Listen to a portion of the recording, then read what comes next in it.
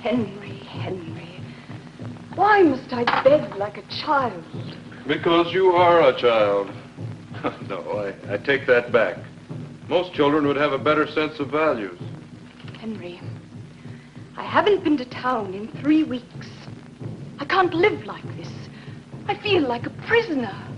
I have no objection to your going to town. What am I going to do when I get there? I have no money to shop with. Have cocktails at the hotel with the ladies. For your information, the only reason the ladies of this island congregate at the hotel is to show off their new clothes from Paris and the States.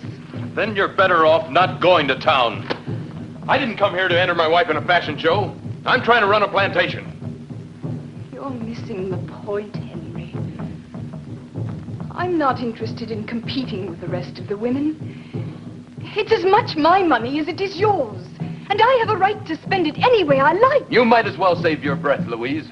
As long as the bank account's in my name, I'll decide how the money's to be spent.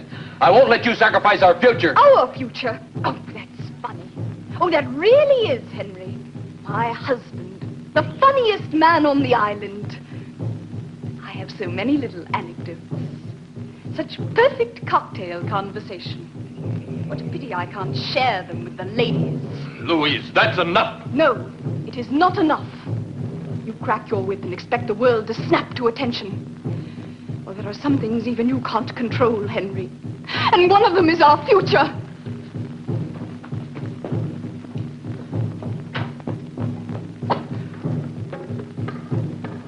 Louise! Louise!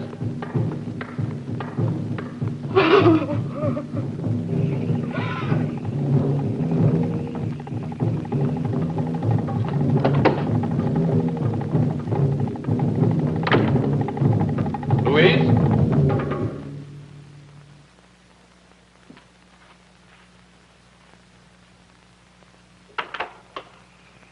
Louise, are you out there?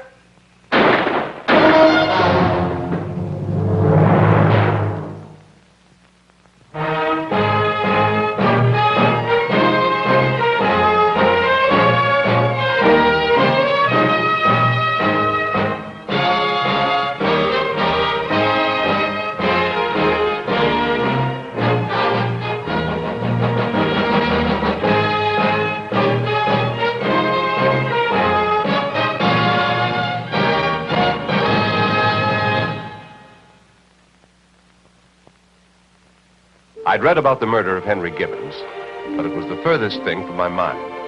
After 2 years without a vacation, I'd finally succumbed to the lure of travel folders. The colorful adjectives describing the Caribbean had hooked me. And my good friend, Lieutenant Weston, hook, line, and sinker. Oh! Oh! Oh! You gotta do better than that, Herb. You better put the brake on. For heaven's sake. It's good we don't have to depend on my fishing ability for food. We'd probably starve. Well, I wouldn't say that. You know, the people of the Tourist Guide Service said the skipper of the boat we're going to be on guarantees all the customers catch fish. I'll believe that when I land my first marlin. Oh, look at this. Oh, that'll be our ticket.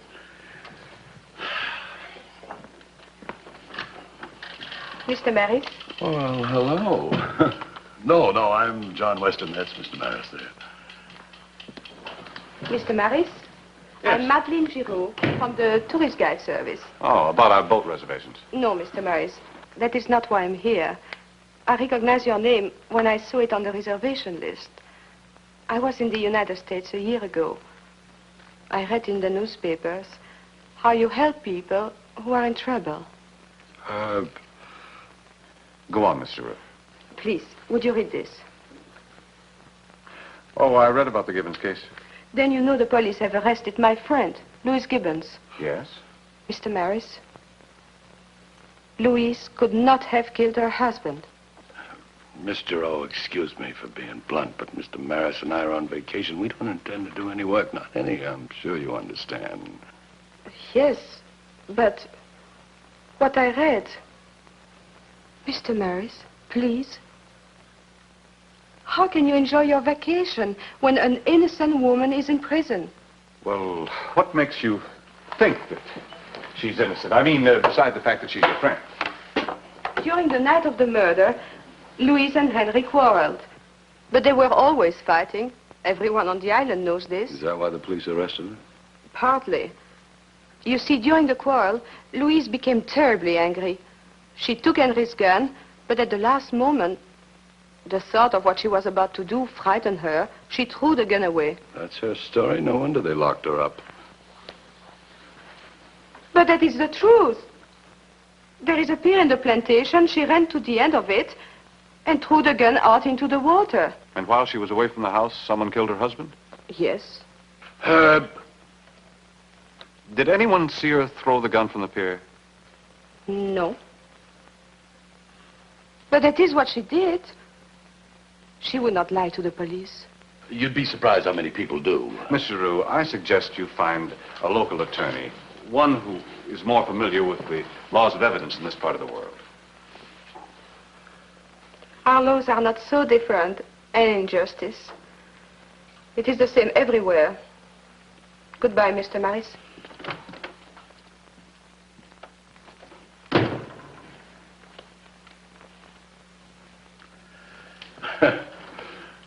Congratulations, Herb. You know, I really didn't think you could do it. After looking into those big, beautiful eyes of hers. Well, a man has to draw the line somewhere. John, if you'd committed a murder, would you tell the police where you'd put the murder weapon? No, not unless I wanted an engraved invitation to the gas station. Then can you give me one good reason why Louise Gibbons would tell them that? Unless, of course, she's innocent? Oh, look, Herb, we've only got 14 days. Well, I guess it wouldn't hurt to use one of them.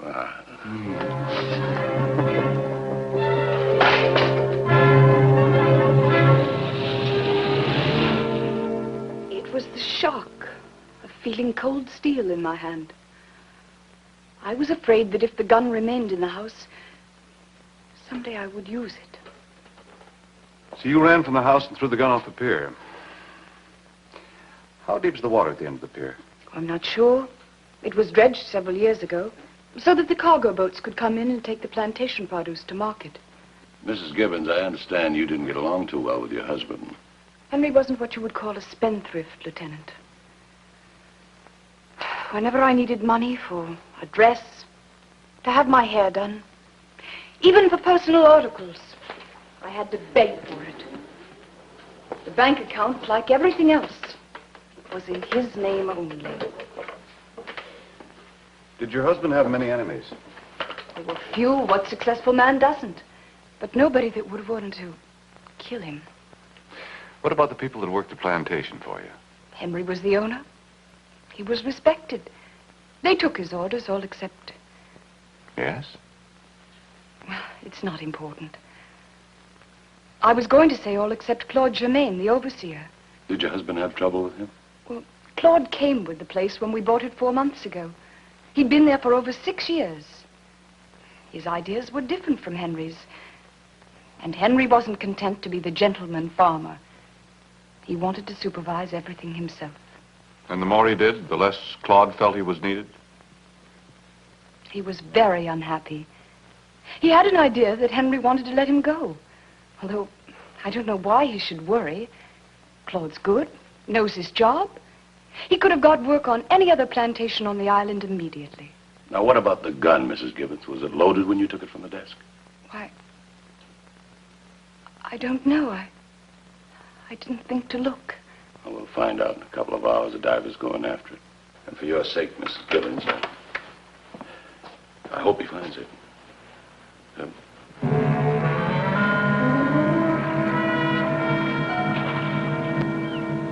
According to the dredging company, you'll find the bottom sandy in through here. Small rocks further out. Now off you go.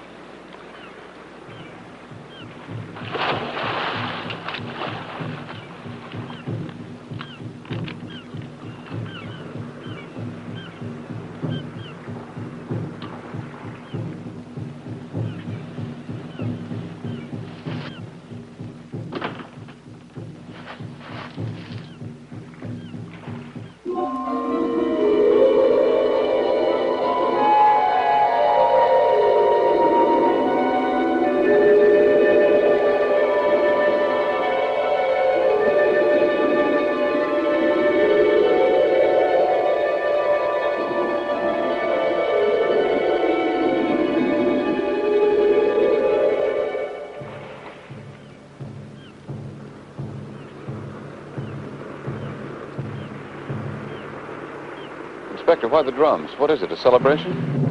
Not necessarily. Superstitious natives. They're always finding one reason or another to beat those things. When you've been around here as long as I have, you'll pay no attention to them.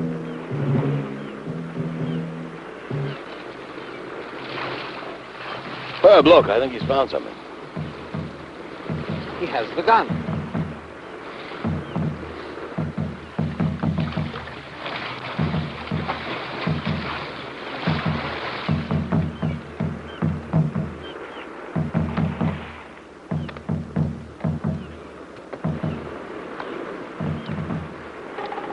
Good work. You weren't down more than 2 or 3 minutes. Well, Inspector, are you satisfied now that Mrs. Gibbons was telling the truth? Just the opposite, I'm afraid, Mr. Maris. Fully loaded. 2 cartridges have been fired. 2 were found in the body of Henry Gibbons.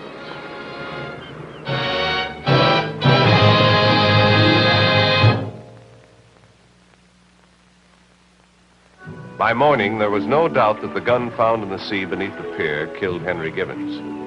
Any hope I might have had of proving Louise's innocence with the aid of the gun seemed shattered. Yet there were still some troubling questions to be answered. Herb. Listen, we've got reservations on the Firefly. Leaves for the fishing grounds, 4 a.m. in the morning. Yeah.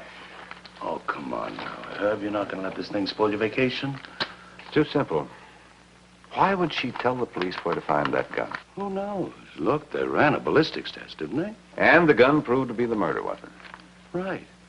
So what are we waiting for? Let's go fishing. I still want to know why she told the police where to look for that gun. Oh, brother, look, she doesn't know the first thing about firearms, right? That's what she said. So it's just remotely possible she wouldn't know about a ballistics test or what it can prove. John, Gibbons' revolver was kept in the desk of their home. Everybody in the house knew about that gun. Suppose the killer used a .38 hoping to frame Louise by exchanging it for the gun that was in the desk. Well, Louise Gibbons complicates the situation by tossing her husband's gun into the ocean. Right. Now the killer has to change his plans.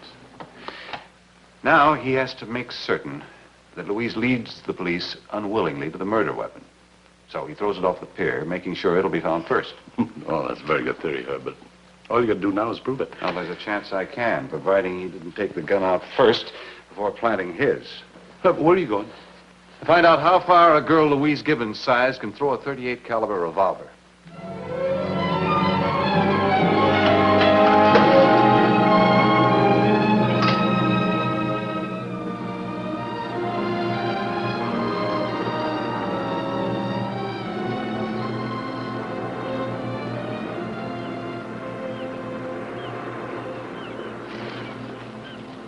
How much do those bars weigh, Herb? 42 ounces. Too heavy for singers. That's what a .38 weighs. How'd you guess? You men can joke, but I do not really understand. You want me to throw this metal from the pier so you can tell how far Louise threw the pistol. That's right. Do you mind? Not if it will help Louise. All right, throw it.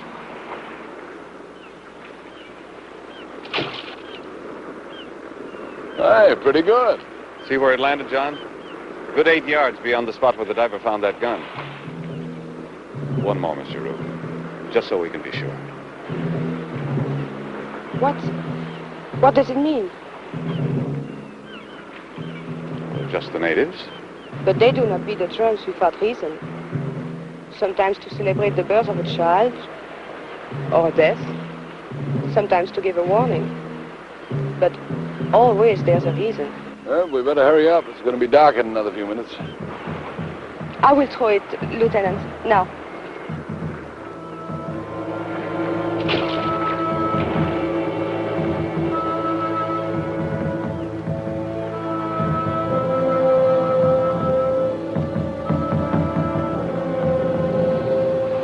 Next morning, after a visit to the local library, Weston and I again went to police headquarters. You did throw the gun from the end of the pier. Yes, I thought I told you. Give me your hand. What? Your hand. Give it to me. You're right-handed. Oh, yes.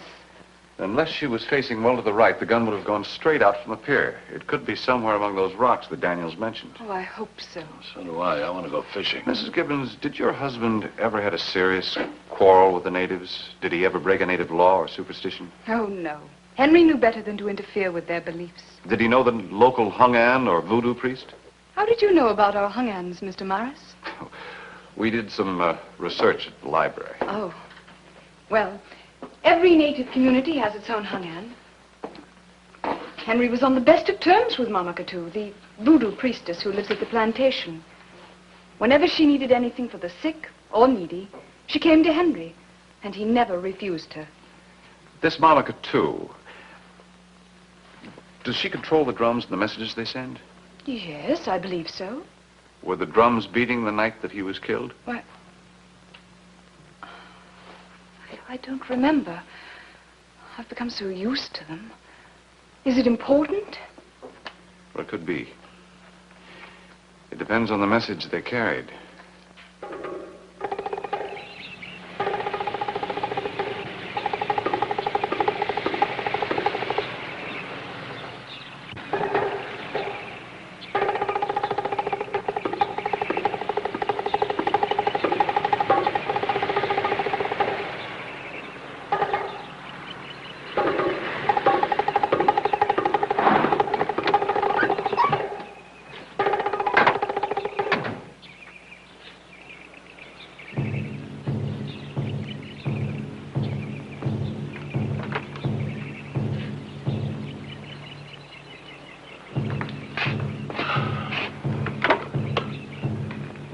Good afternoon, gentlemen. Good afternoon.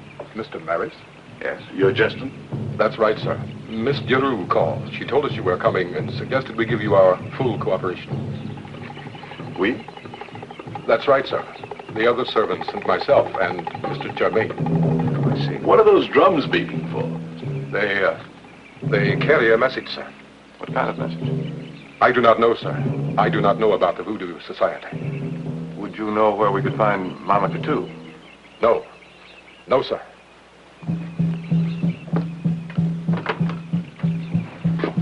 Cooperation? Well, that's what he said.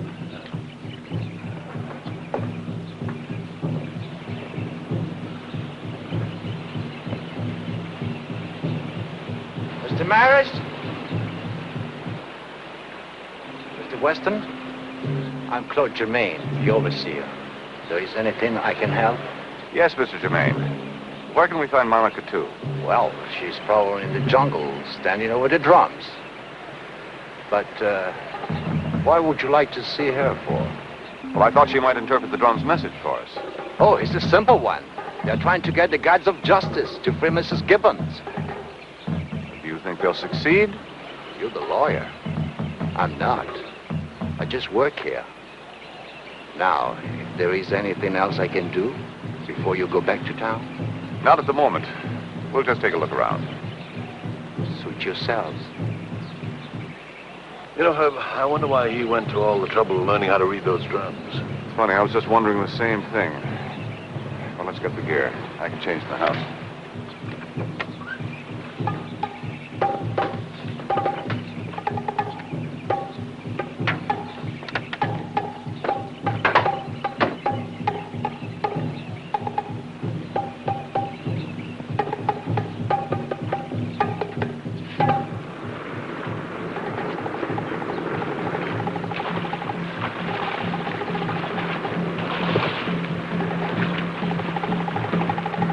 Herb, are you sure you know how to use that stuff?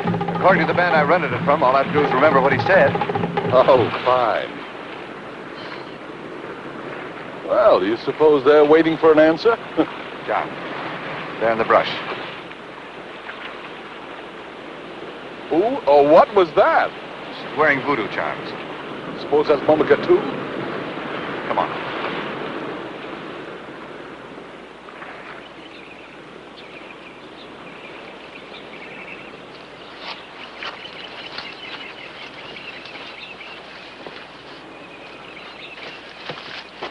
You will go to the dark place. You will burn in the dark fire. You will not harm me. We don't want to harm you. We want your help. You are a good Wonga. I'm a good one. Wanga?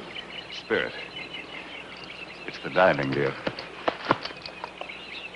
Mama Katu? Yes, I am Mama Katu.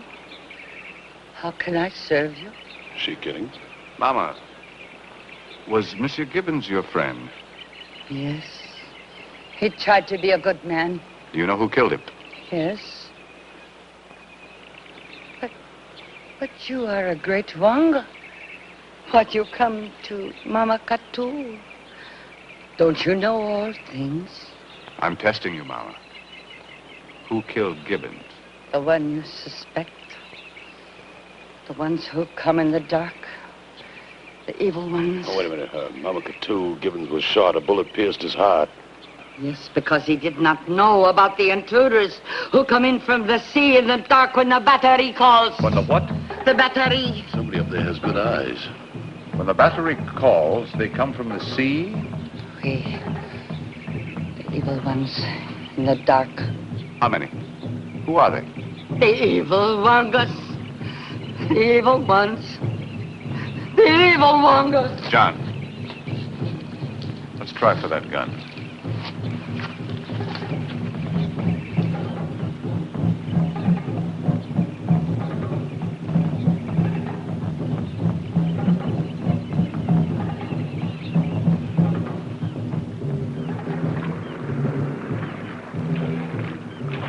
Now remember, Herb, you're a lawyer, not a skin diver.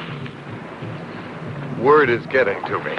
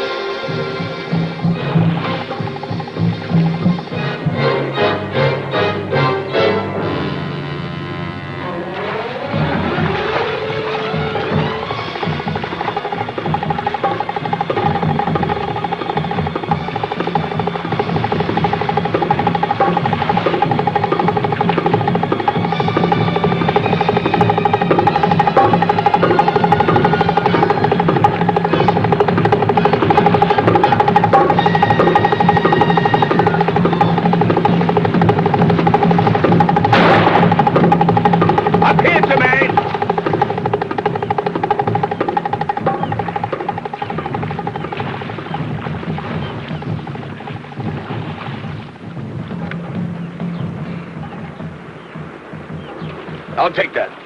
That really wasn't very spotty, Lieutenant. You're supposed to be on a vacation. What were you smuggling in here, Jermaine? Wild gas? No, Mama Katu gave me the idea. The evil Wangas that came when the drums played. The drums worked for you and your friends, didn't they? Yes. They worked for me. And Gibbons stumbled onto your secret. So you worked up an elaborate frame-up to get rid of both Gibbons and his wife. Maris!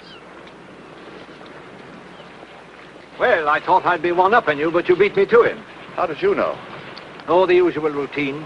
Checking the background of everyone on the plantation. He's an alien. We knew there was quite a lot of gun running being done, but we couldn't quite put our finger on it. Guns. A search of the plantation will probably reveal an arsenal. Mama Katu has offered her full cooperation. There won't be any more trouble. Come along with me, Mr. Germain. Your Inspector, you'll want this. Thank you. That's true. Thank you.